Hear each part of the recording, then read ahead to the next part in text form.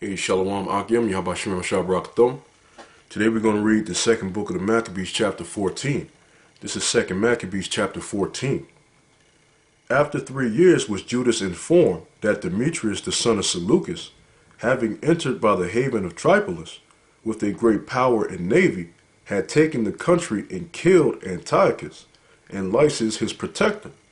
Now one Alcimus, who had been high priest, and had defiled himself willfully in the times of their mingling with the Gentiles, seeing that by no means he could save himself, nor have any more access to the holy altar, came to King Demetrius in the 150th year, presenting unto him a crown of gold and a palm, and also of the bowls which were used solemnly in the temple, and so that day he held his peace. Howbeit, having gotten opportunity to further his foolish enterprise, and being called into council by Demetrius, and asked how the Jews stood affected, and what they intended, he answered thereunto, those of the Jews that be called Assyrians, whose captain is Judas Maccabeus, nourish war, and are seditious, it will not let the realm be in peace. Therefore I, being deprived of mine ancestors' honor, I mean the high priesthood, am now come hither. First, verily for the unfeigned care I have of things pertaining to the king, and secondly, even for that I intend the good of mine own countrymen, for all our nation is in no small misery through the unadvised dealing of them aforesaid. Wherefore, O king, seeing thou knowest all these things, be careful for the country and our nation, which is pressed on every side according to the clemency that thou readily shewest unto all. For as long as Judas liveth, it is not possible that the state should be quiet. This was no sooner spoken of him, but others of the king's friends, being maliciously set against Judas, did more incense Demetrius.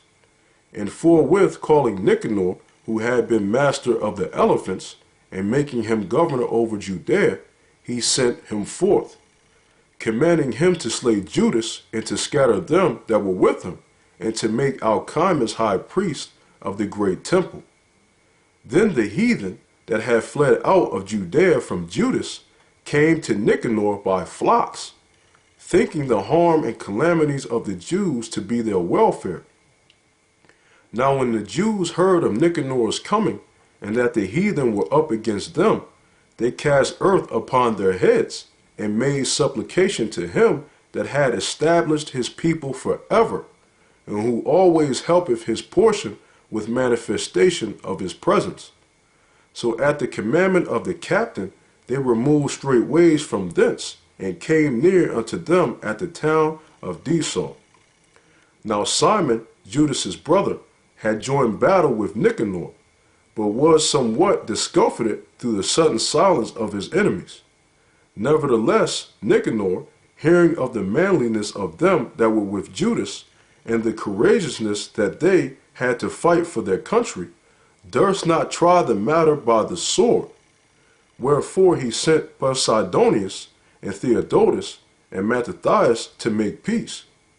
So when they had taken long advisement thereupon, and the captain had made the multitude acquainted therewith, and it appeared that they were all of one mind, they consented to the covenants, and appointed a day to meet in together by themselves. And when the day came, and stools were set for either of them, Judas placed armed men ready in convenient places, lest some treachery should be suddenly practiced by the enemies. So they made a peaceable conference. Now Nicanor abode in Jerusalem and did no hurt, but sent away the people that came flocking unto him. And he would not willingly have Judas out of his sight, for he loved the man from his heart. He prayed him also to take a wife and to beget children. So he married, was quiet, and took part of this life. But Alcimus, perceiving the love that was betwixt them, and considering the covenants that were made, came to Demetrius, and told him that Nicanor was not well affected toward the state, for that he had ordained Judas, a traitor to his realm, to be the king's successor. Then the king, being in a rage and provoked with the accusation of the most wicked man, wrote to Nicanor, signifying that he was such displeased with the covenants, and commanding him that he should send Maccabeus prisoner in all haste unto Antioch.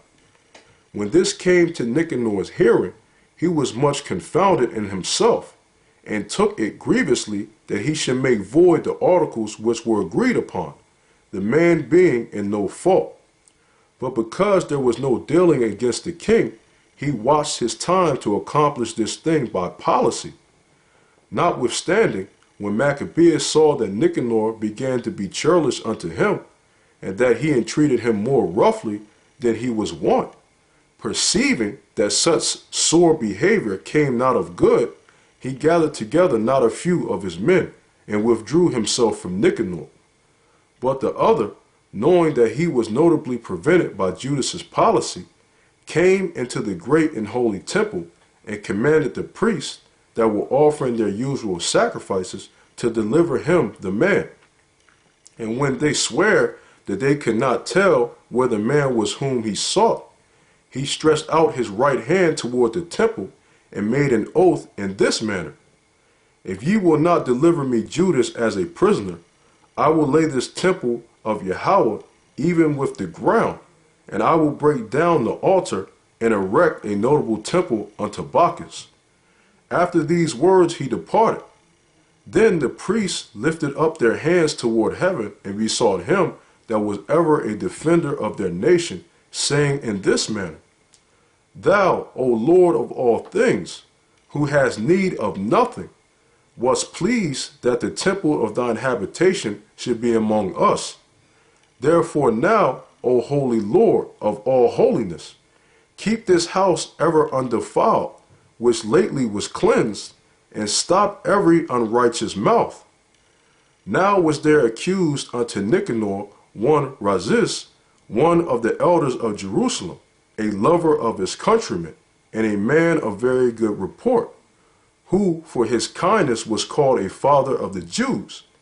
For in the former times, when they mingled not themselves with the Gentiles, he had been accused of Judaism, and did boldly jeopard his body and life with all vehemency for the religion of the Jews.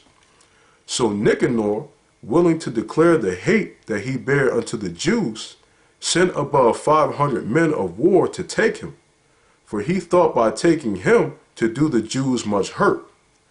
Now when the multitude would have taken the tower, and violently broken into the outer door, and bade that fire should be brought to burn it, he being ready to be taken on every side fell upon his sword, choosing rather to die manfully than to come into the hands of the wicked, to be abused otherwise than beseemed his noble birth.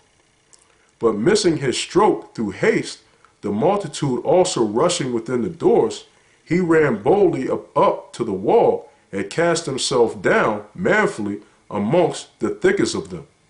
But they quickly giving back, and a space being made, he fell down into the midst of the void place. Nevertheless, while there was yet breath within him, being inflamed with anger, he rose up, and though his blood gushed out like spouts of water, and his wounds were grievous, yet he ran through the midst of the throng, and standing upon a steep rock. When as his blood was now quite gone, he plucked out his bowels, and taking them in both his hands, he cast them upon the throng, and calling upon the Lord of life and spirit to restore him those again, he thus died. That's the second book of the Maccabees, chapter 14. Yahweh Shem Yahweh Barak Atham, and as always, double shalom.